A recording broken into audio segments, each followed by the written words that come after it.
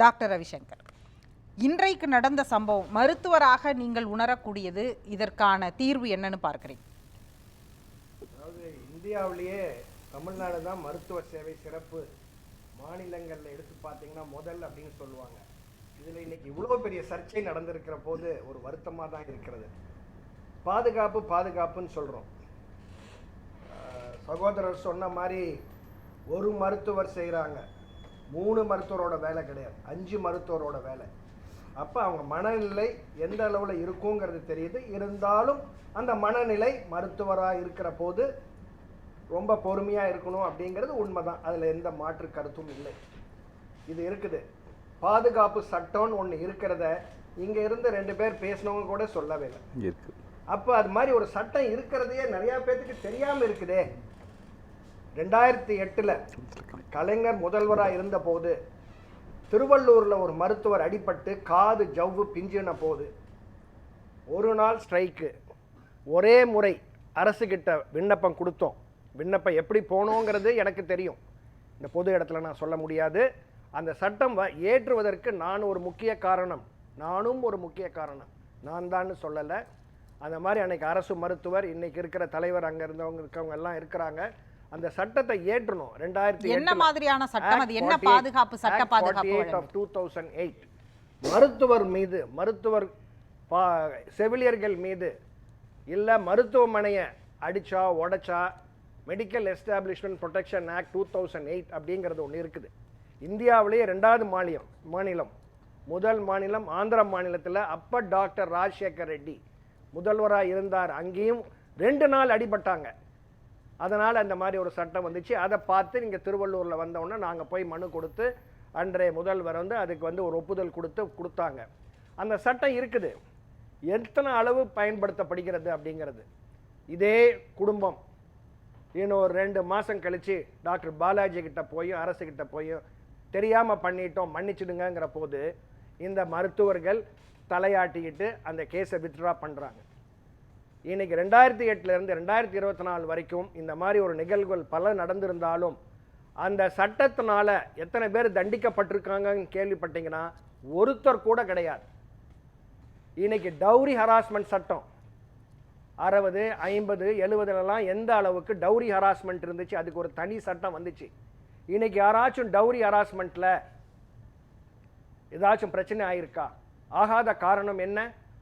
எல்லாத்துக்கும் dowry harassment, இதுக்கு ஒரு சட்டம் இருக்குது. இதை வந்த மணமகளை குடும்பப்படுத்தினா ஜெயிலில் போட்டுருவாங்க, 8 வருஷத்துக்குள்ளே இறந்தா இந்த பிரச்சனை எல்லாம் தெரிஞ்சதுனால அது போயிடுச்சு.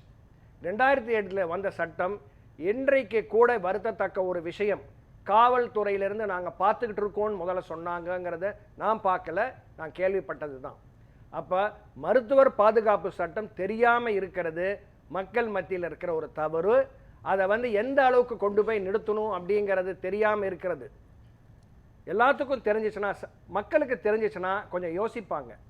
இன்னைக்கு அண்ணன் சொன்ன மாதிரி ஒரு தனி மனிதனுக்குள்ள ஒரு போராட்டம் ஒரு மாநில அளவு அரசியல் பிரச்சனையாக ஆயிடுச்சு. ஆமாம், அந்த நோயாளி புற்றுநோயில் இருப்பாங்க, வரப்போதெல்லாம் நாங்கள் நம்பிக்கை கொடுக்க முடியாது. பார்க்கலாம், மருந்தை போடுறோம், சரியாகுதான்னு பார்க்கலாம், இப்படி தான் சார் சொல்ல முடியும். இல்லை எல்லாம் சரியாயிடும்னு சொல்லிட்டா இந்த சின்ன கத்தியோடு வந்திருக்க மாட்டாங்க, துப்பாக்கியோடு சுட்டுட்டு போயிருப்பாங்க. இதுதான் உண்மை. இன்னைக்கு மக்கள் மத்தியில் தெரிஞ்சிருக்கிற விஷயம், ஏதோ ஒரு தவறு நடந்துச்சுன்னா அது திருப்பி அடிக்கணும். ஆனால் எங்கேயோ ஒரு ஒரு ஆஃபீஸில் லஞ்சம் வாங்கிட்டாங்க கொடுக்குறாங்கன்னா திருப்பி அடிக்கிறாங்களா? அடிக்க முடியுதா? இதே மாதிரி எங்கேயோ ஒரு இடத்துல ஒரு காவல்துறையில் அங்கே கம்ப்ளைண்ட் எடுத்துக்கல அப்படிங்கிற போது நம்ம திரைப்படத்தில் எத்தனை தான் பார்க்குறோம். என்ன நடக்குது? மருத்துவர்கள் சாஃப்ட் டார்கெட் இந்த சொசைட்டி.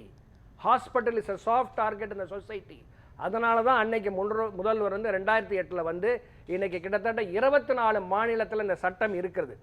இந்த சட்டம் இருக்கிறது மட்டும் இல்லை, இன்னைக்கு ஒரு ஏர்கிராஃப்டில் போய் நீங்கள் ஏதாச்சும் இது செய்ய முடியுமா? இறங்குறப்போ தூக்கி வெளியே போட்டுருவாங்க. அதே தான் சொல்கிறது, hospital should be set as a protected zone, பாதுகாப்பு வளையத்துக்கு உட்பட்ட இடம் அப்படின்னு கொண்டு வந்தீங்கன்னா கொஞ்சம் பயம் இருக்கும். 2008 இருக்கிற சட்டத்தை எல்லாத்துக்கும் தெரிகிற மாதிரி இருக்கணும்.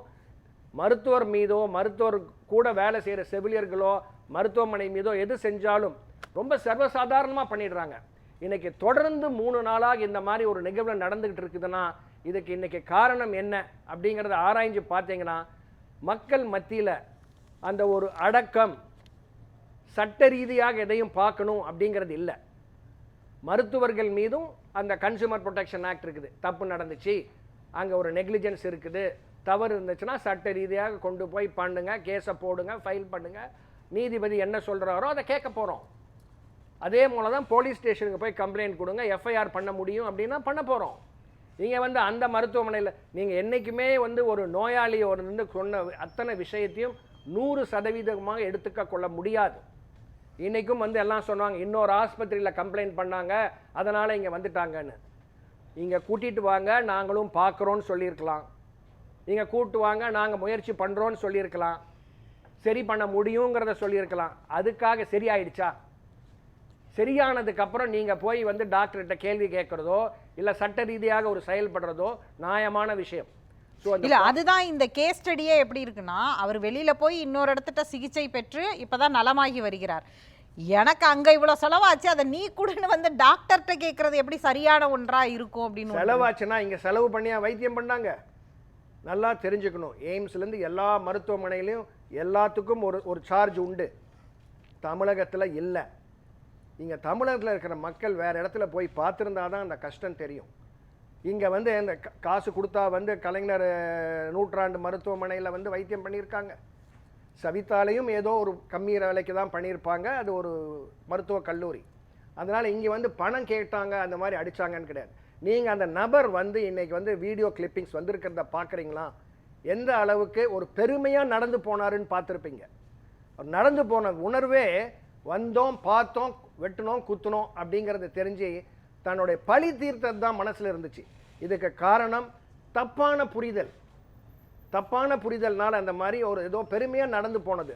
அதுக்கப்புறம் தான் அவர் உணர்ந்திருப்பார். இன்னும் 2 நாள் கழித்து 10 பேர் சொல்கிற போது தெரியும்.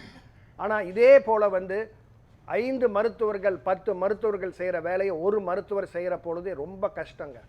இதுக்கு தான் நாங்கள் வந்து சொல்லுவோம், இந்த இந்த இந்த புரிதல் வேணும் அப்படிங்கிறத அண்ணன் சொன்னாங்க.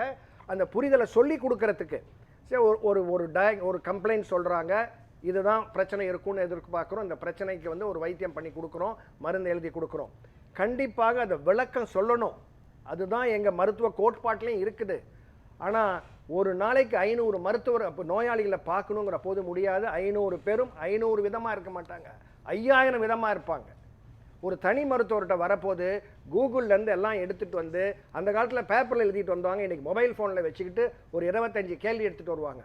ஒரு கேள்விக்கு நான் ₹1 போட்டால் கூட நாங்கள் கோடீஸ்வரன் ஆயிடலாம். ஆனால் அது மாதிரி பண்ண முடியாது. ஒரு தொழில் கிடையாது. ஒரு கேள்விக்கு ₹1. ஆமாம், ஒரு கேள்விக்கு ₹1 போட்டு ஒரு நாளைக்கு 50-60 பேஷண்ட்டை பார்த்தா வாழ்நாளில் சம்பாதிக்கலாம். ஆனால் அந்த மாதிரி செய்ய முடியாது. இன்னைக்கு பேஷண்ட்ஸை டீல் பண்ணுறதுல என்னென்ன சேலஞ்சஸ்லாம் உங்களுக்கு இருக்குது மருத்துவராக சொல்லுங்கள். இல்லை இன்னைக்கு வந்து wrong information, very very wrong information. புரிதல் தன்மை இல்லை. புரிதல் தன்மையை வந்து சொல்லிக் கொடுக்க வேண்டியது எங்களுடைய கடமை. ஆனால் அவங்க முன்னாடி வரத்துக்கு முன்னாடி தப்பான பல விஷயங்களை கேள்விப்பட்டு வந்துடுறாங்க. அந்த தப்பான விஷயத்தை கேள்விப்பட்டு வர்றதுனால இப்போ சாதாரண விஷயம் எல்லாத்துக்கும் தெரிஞ்ச விஷயம்தான். சர்க்கரை நோயாளிங்க சர்க்கரையை கட்டுப்படுத்தணும்னா கிட்னி போகும், ஹார்ட் போகும், ஸ்ட்ரோக்கு வரும். ஆனால் என்ன வந்து கேட்குறாங்க, நாங்கள் மாத்திரை சாப்பிட்டா ஸ்ட்ரோக்கு வந்துடும், நாங்கள் மாத்திரை சாப்பிட்டா கிட்னி ஃபெயிலியர் ஆகிடும். இது எப்படிங்க நியாயமாக இருக்கும்? எங்கள் வைத்தியத்திலே சொல்லுங்கள், ஆயுர்வேதா சொல்லுங்கள், சித்தா சொல்லுங்கள், எல்லாம் என்ன சொல்கிறாங்க, சர்க்கரையை கட்டுப்படுத்தினா பிரச்சனை வராது. இவங்க சர்க்கரையை கட்டுப்படுத்த மாட்டாங்க, அரைகுறையாக மாத்திரை சாப்பிடுவாங்க, 4 நாள் சாப்பிட்டு 10 நாள் விடுவாங்க. சர்க்கரை இல்லாமல் சாப்பிடணும் அப்படின்னு சொல்கிறத கேட்க மாட்டாங்க, உடற்பயிற்சி பண்ணணும்னு கேட்க மாட்டாங்க. ஆனால் கிட்னி ஃபெயிலியர் ஆகிற போது மட்டும் அந்த மருந்து மீதும் அந்த மருத்துவர் மீதும் பழியை சுமத்துவாங்க.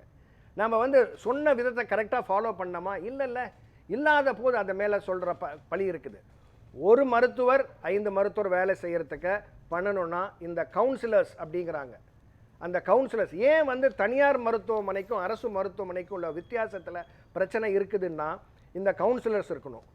மருத்துவர்களுக்கு சப்போர்ட்டிங் ஸ்டாஃப் அப்படிங்கிறது ஃபிசிஷியன் அசிஸ்டன்ட்னு ஒருத்தர் இருக்கிறாங்க. இந்த கோர்ஸை இந்த அரசே பல மருத்துவக் கல்லூரி நடத்துகிறாங்க. ஆனால் ஃபிசிஷியன் அசிஸ்டண்ட்டுக்கு கவர்மெண்ட்டில் ஒரு போஸ்டிங்கும் இல்லை. 50 பெட்டுக்கு இல்லை 100 பெட்டுக்கு ஒரு ஃபிசிஷியன் அசிஸ்டண்ட் இல்லை 2 ஃபிசிஷியன் அசிஸ்டண்ட், உங்கள் அவுட் பேஷண்ட் டிபார்ட்மெண்ட்டில் 500 ஓபி இன்னைக்கு இருக்குது, 1000 ஓபி இருக்குதுங்கிற போது அதுக்கு ஒரு சராசரி ரேஷியோ போட்டு ஒரு 3 ஃபிசிஷியன் அசிஸ்டன்ட் போட்டால் மருத்துவர் என்ன வைத்தியம் பண்ணுறாங்க எழுதி கொடுக்குறாங்க, ஒரு 4 வார்த்தை சொல்கிறாங்க, 40 வார்த்தையை அவங்க சொல்லலாம். அவங்க வேலை அதுவாகவே இருந்துச்சுன்னா இன்னும் வந்து அந்த நோயாளி அரசு மருத்துவமனை வரது போது அவங்க திருப்தியாக போக முடியும். இந்த சொன்ன விஷயமே புரிதல், அவங்களுக்கு விளக்கம், டிரான்ஸ்பரன்சி, இந்த இடத்துல தான் எங்கள் மேலே கொடுக்கப்பட பழிகள். ஆனால் தனியார் மருத்துவமனையில் என்னால் வேலை செய்ய முடியுது அப்படின்னா நான் டைம் ஸ்பெண்ட் பண்ண முடியும். ஒரு நாளைக்கு எனக்கு 30 அப்பாயின்மெண்ட் தான். ஆனால் அரசு மருத்துவமனையில் அந்த மாதிரி செய்ய முடியாது. 12 மணிக்கு ஓபி க்ளோஸ் ஆகுது, ஓபி டிக்கெட் கொடுக்கலன்னா அந்த இடத்துல எவ்வளோ பெரிய தகராறு நடக்கும், சண்டை நடக்கும். தாமதமாக வந்திருப்பாங்க, கேஷுவாலிட்டிக்கு போன்னு சொல்லுவாங்க, எமர்ஜென்சிக்கு போன்னு சொல்லுவாங்க, அதுக்கே போகிறதுக்கு அவங்க வருத்தப்படுவாங்க. இத்தனை விஷயங்கள் இருக்குது. ஒரு மருத்துவர் வந்து நல்லபடியாக செயல்படணும், வேலை செய்கிற இடத்துல பண்ணணும்னா அந்த வேலை செய்கிற சூழ்நிலையும் நல்லா இருக்கணும். எங்கள் அமைச்சர் எங்களுக்கு பாதுகாப்பு கொடுக்கணும், எங்கள் அமைச்சர் எங்களுக்கு சாதகமாக பேசணும், அப்படின்னு எதிர்பார்க்கல. நேர்மையாக அந்த தப்பு இல்லாமல் பேசினா நல்லாயிருக்கும். நேற்று கூட முதல்ல எடுத்தோன்னே ஒரு சஸ்பென்ஷன் ஆர்டர், அதுக்கப்புறம் எல்லாரும் பண்ணதுக்கப்புறம் அதை வந்து மாற்றுறாங்க. அப்போ இன்றைக்கி மாற்றுறாங்கன்னா முதல்ல செய்யப்பட்ட செயல் தப்பு தானே அர்த்தம். தவறான ஒரு எடுத்த உடனே டக்குன்னு இன்றைக்கி வந்து மருத்துவர் மீது ஆக்ஷன் எடுத்துட்டா உடனே ஒரு பப்ளிசிட்டி ஆகுது. மருத்துவரை அடிச்சிட்டாங்கன்னா இன்னைக்கு மாதிரி ஒரு பெரிய விவாதங்கள் வருகிறது. அப்படின்னா அந்த அந்த அந்த தொழிலும் மதியம் அரசு மருத்துவர்கள் போராட்டத்தில் ஈடுபட்டாங்க. அதுக்கப்புறம் மாலை வந்து அமைச்சரோட பேச்சுவார்த்தை நடைபெற்றது, சுகாதாரத்துறை செயலரோட பேச்சுவார்த்தை, எல்லாரும் சேர்ந்து பேச்சுவார்த்தை நடத்தினாங்க. அப்புறம் இப்போதைக்கு வாபஸ் பெறதா அறிவிச்சிருக்கிறாங்க. இன்றைக்கு வந்து அந்த போராட்டமானது அப்படிங்கிறது வந்து இது பாதுகாப்பை உறுதி செய்வதற்குனா நீங்களே சொல்றீங்க சட்டம் இருக்கு, எங்களுக்கு அந்த சட்டம் இன்னும் விழிப்புணர்வோட கொண்டு போய் சேர்க்கப்படலை அப்படிங்கிறத சொல்றீங்க. அப்ப அதை அடுத்த கட்டமா என்ன தேவை அவர்களுக்கு இருக்கிறது இந்த போராட்டத்துல அப்படின்றது இந்த கல்கட்டா விஷயம் நடந்த போதே இங்க வந்து அரசு ஒரு சுற்றறிக்கை வச்சிருந்தாங்க. அவங்களும் ஒரு ஆய்வு செஞ்சு எல்லா மருத்துவமனையிலும் சிசிடிவி இதை பாதுகாப்பு எல்லாத்தையும் செஞ்சு தான் வச்சிருக்கிறாங்க. இன்னைக்கு தனி மனுஷன் ஒருத்தனுடைய பிரச்சனைனால ஒரு பொது பிரச்சனை ஆகிவிட்டது. அதுதான் உண்மையான ஒரு விஷயம். இந்த சட்டத்தை எல்லாத்துக்கும் தெரியணும். ஒர்க்கிங் அட்மாஸ்பியர் இதை சரி பண்ணணுமா? இதை சொல்கிறேன் பாருங்க, கவுன்சிலிங், ஃபிசிஷியன் அசிஸ்டன்ஸ் இதெல்லாம் கொண்டு வந்தாங்கன்னா ஒரு மருத்துவருக்கு ஒரு சப்போர்ட்டாக இருக்கும். தனி ஒரு மனுஷன் கீழே குடிச்சிட்டு உட்காந்துட்டு பார்த்துக்கிட்டே பண்ணிக்கிட்டே இருக்கணும். நாங்கள் செத்தை வச்சு பார்க்கணும். எங்கள் தனியார் மருத்துவமனையில் பிபி பார்க்குறதுக்கு ஒருத்தர் இருப்பாங்க, அரசு மருத்துவமனையில் டாக்டரே தான் பார்க்கணும், எல்லாம் அவங்களே தான் செய்யணும். இத்தனை பிரச்சனை இருக்கிற பொழுது அவங்க வந்து அவங்களுடைய பொறுமையை சோதித்து எவ்வளோ தூரம் அவங்க பொறுமையை வந்து தள்ள முடியும் அப்படிங்கிறது தான் நடக்குது ஒழிய அந்த ஒர்க்கிங் அட்மாஸ்பியரை மாற்றினாங்கன்னா நல்லாயிருக்கும். அப்போ மருத்துவர்கள் வந்து இன்னும் வந்து நோயாளியோடு சேர்ந்து இருக்கக்கூடிய தன்மை நல்லா இருக்கும்.